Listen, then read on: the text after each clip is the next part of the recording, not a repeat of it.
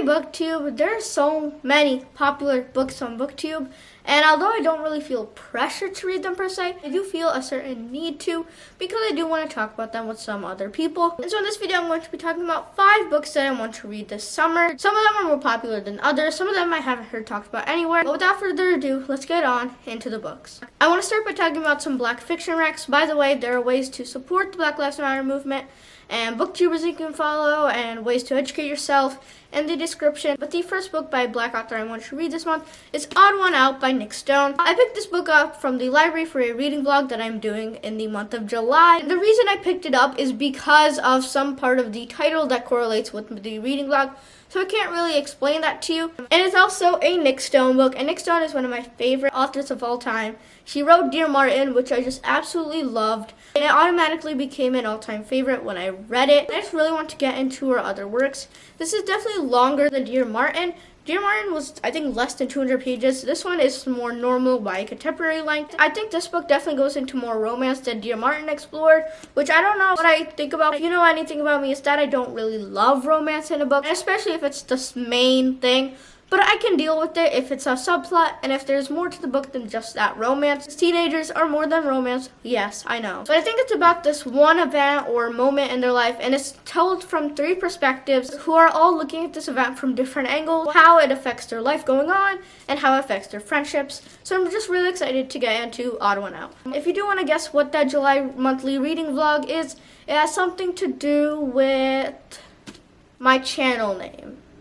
I think that's a good hint. The next book I want to read this summer is one that I actually don't have in my possession right now, but I'm super excited for, and that is Slay by Brittany Morris. This book is about something that I don't really see covered a lot in YA. This book is about 17-year-old Kiera Johnson, who is really good in school, but one thing that she is hidden from everyone else is that she has created this multiplayer card role-playing game called Slay Online, where thousands of Black gamers duel these Nubian personas. One that Kiera is close to even knows about this game, and her boyfriend even thinks that video games are the downfall of the Black man. It really is just a secret thing that she does, but when a teenager in Kansas City is killed over this game, Slay is suddenly labeled racist, exclusionist, and a very violent hub. Now even worse, an anonymous troll has infiltrated this game and demanded to see Kiera for anti-white discrimination. And so Kiera is definitely faced with the dilemma here. I mean, this game that she's created has killed someone, and now she is being faced with the consequences of it. And I just think this is going to be a really interesting book, definitely with the video game aspect, but also with the race aspect, dealing with the online community in a very interesting and poignant way. It's going to be really interesting to see Kiera trying to protect this game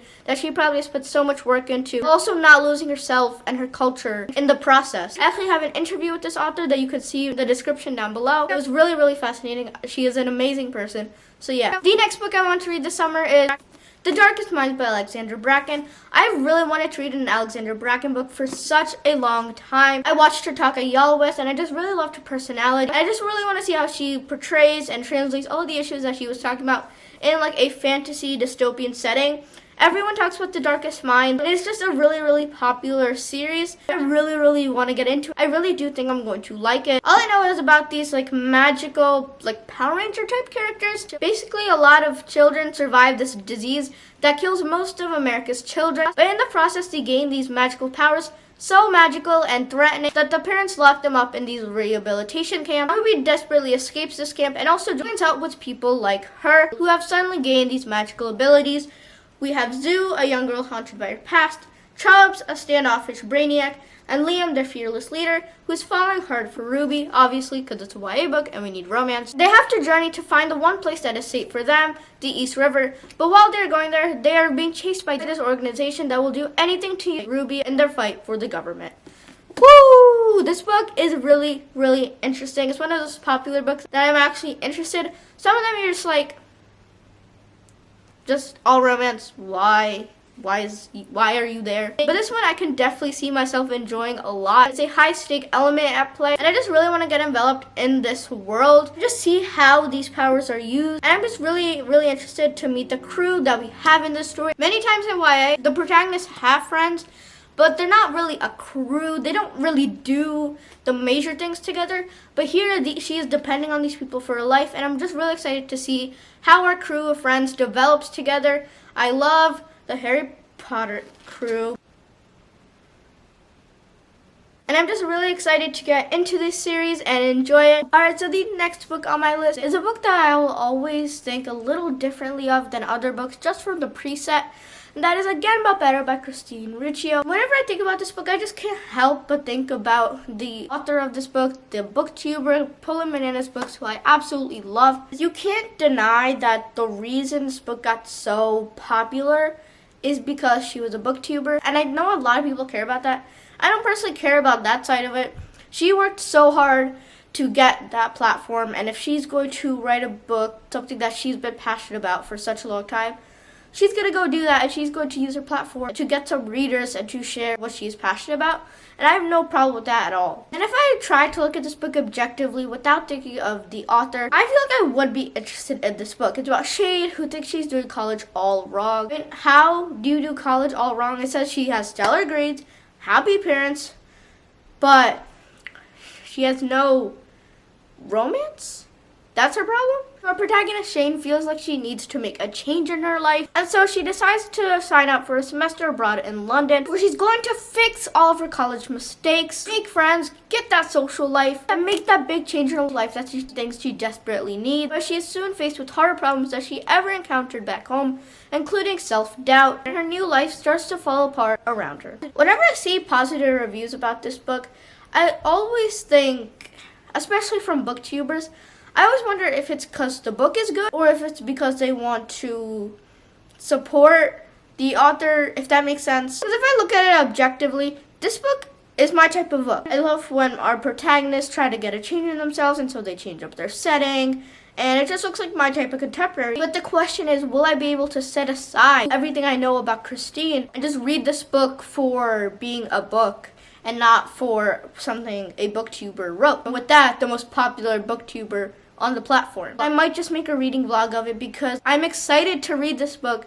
in a very unusual and weird way. And the last book I want to read in the summer 2020, I don't know why I just did that, is Serpent and Dove by Shelby Hurin, I think.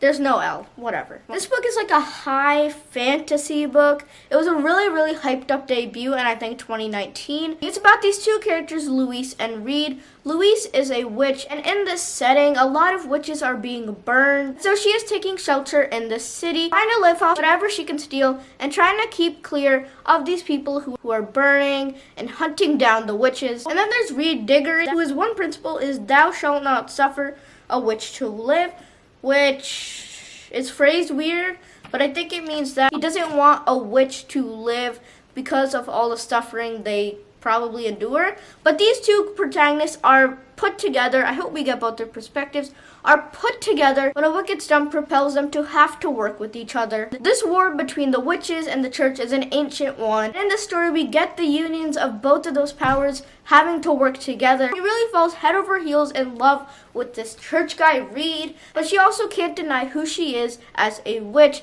and as someone that those people like to murder. There are a lot of mixed reviews on this book. There's a really, really popular Read by Cindy video, basically like talking about why it's trash.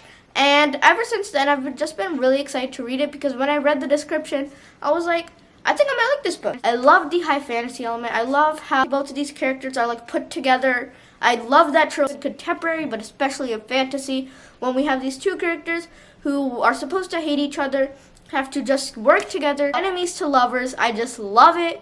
Hate me for it, but I just love this trope.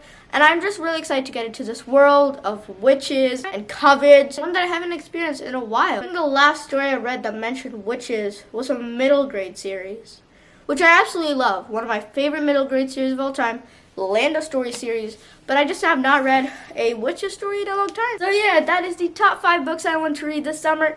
If you enjoyed this video, leave it a like. Comment down below if there are any books you want to read this summer, or if you have any thoughts on these books. Subscribe for videos every Monday, Wednesday, and Saturday, and I will see you next time with another video. Bye.